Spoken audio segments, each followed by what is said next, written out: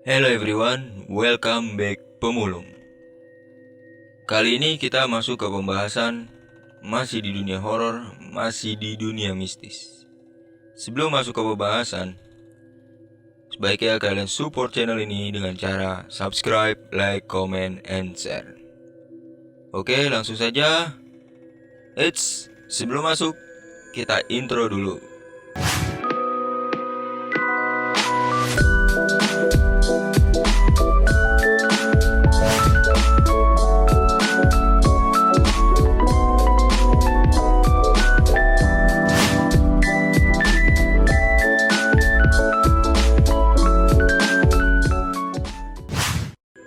Oke, di sini gue mau masuk bahasan tentang mitos-mitos orang dulu dan masih terkenal sampai sekarang.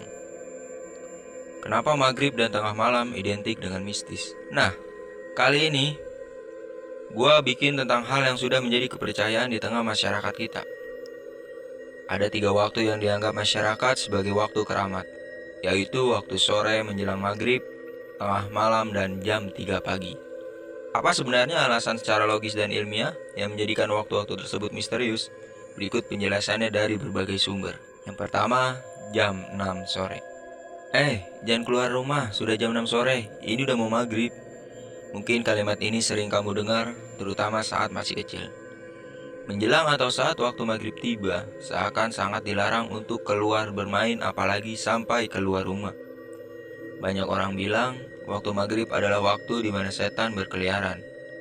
Ada juga mitos yang mengatakan, jika bermain saat dan menjelang waktu maghrib nanti akan diculik kolong wewe. Ya, begitu banyak mitos yang berkembang di masyarakat.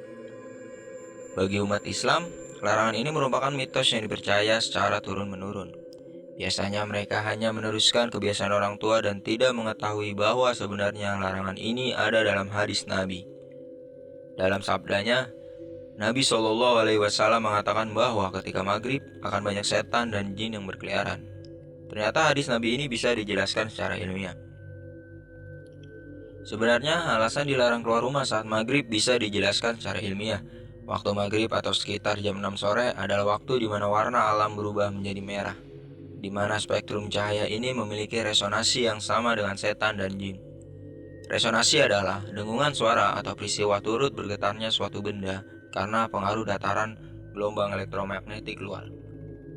Pada waktu maghrib banyak interferensi atau tumpang tindihnya 2 atau lebih gelombang yang berfrekuensi sama sehingga penglihatan terkadang kurang tajam oleh adanya fata morgana. Karena itulah pada waktu tersebut setan dan jin yang keberadaannya tidak bisa dinafikan dari dunia ini memiliki tenaga yang lebih kuat. Dengan alasan demikian akan lebih baik kamu menghindarinya dengan tetap berada di dalam rumah. Yang kedua, jam 12 malam. Banyak yang bilang hantu akan muncul pada saat tengah malam. Karenanya istilah misteri jam 12 malam menjadi sebuah mitos misteri tersendiri. Apa sebenarnya yang membuat pukul 00.00 menjadi menyeramkan? Jam 00.00 seakan disepakati sebagai jam yang paling mengerikan. Cerita mistis yang terjadi jam 12 malam pun banyak beredar di masyarakat. Masyarakat pun mengamani hingga akhirnya terbentuklah sugesti bahwa hal-hal mengerikan banyak terjadi di jam 12 malam. Coba saja kalian perhatikan ritual-ritual gaib yang dilakukan banyak orang di berbagai belahan dunia ini. Pastinya dilakukan di tengah malam. Karena malam adalah waktu yang sepi sehingga mudah untuk berkonsentrasi. Hampir semua makhluk sedang beristirahat saat malam kecuali para nokturnal. Ritual-ritual itu semakin menambah kental cerita tentang misteri jam 12 malam yang sudah beredar di masyarakat. Pada saat kita sedang tertidur, maka aura yang kita keluarkan cenderung lebih natural. Tidak terpengaruh aura siapapun sehingga aura dunia ini cenderung lebih tenang dan tidak kacau. Karena itu malam menjadi pilihan para setan untuk menjalankan kejahatan. Aura yang netral menyebabkan mereka lebih leluasa untuk menggoda manusia. Misteri jam 12 malam selalu mengiringi setan-setan tersebut hingga terciptalah berbagai cerita hantu yang identik dengan jam 12 malam. Maka dari itu ada sebuah kepercayaan, jika orang biasa tidur lewat dari jam 12 malam, maka dia akan sulit terkena pengaruh sihir, baik santet atau pelet. karena jiwanya masih sadar ketika waktu menunjukkan titik nol. Meskipun tidak sejalan dengan logika, cerita misteri jam 12 malam ini nyatanya tetap bertahan hingga kini.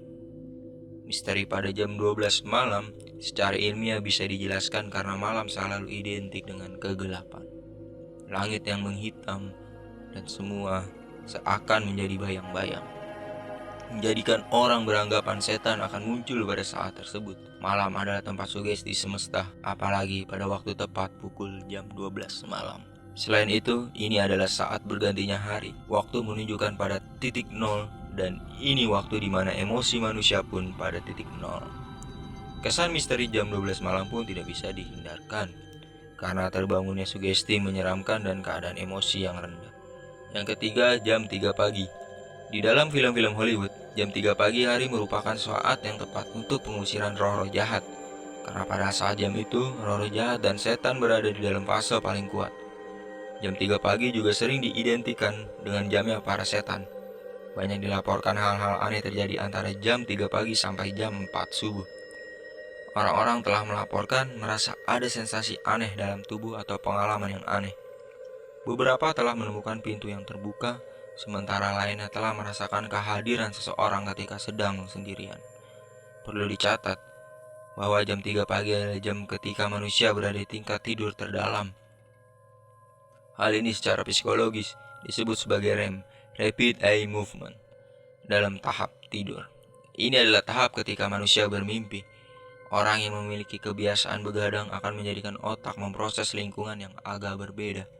Kekuatan otak yang semakin menurun, tetapi tubuh dipaksakan untuk terus terjaga. Hal ini dapat menyebabkan sejumlah sensasi dalam tubuh. Salah satunya orang mengalami apa yang dikenal sebagai high phenomena atau sleep paralysis.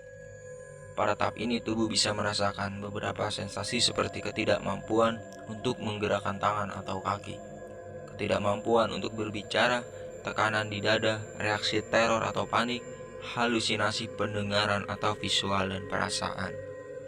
Sensasi inilah yang bisa dicampur dengan semua kepercayaan, takhayul dan cerita yang membuat orang percaya bahwa seseorang sedang kerasukan setan atau roh-roh jahat yang sedang mengganggu. Jadi, sebenarnya tidak lain kekuatan pikiran sendiri yang menciptakan setan dan roh-roh jahat itu muncul. Oke, cukup sampai sini pembahasan kita kali ini. Gua Wahyu Gunawan, gua pamit undur diri. Sampai jumpa di next video berikutnya. Bye.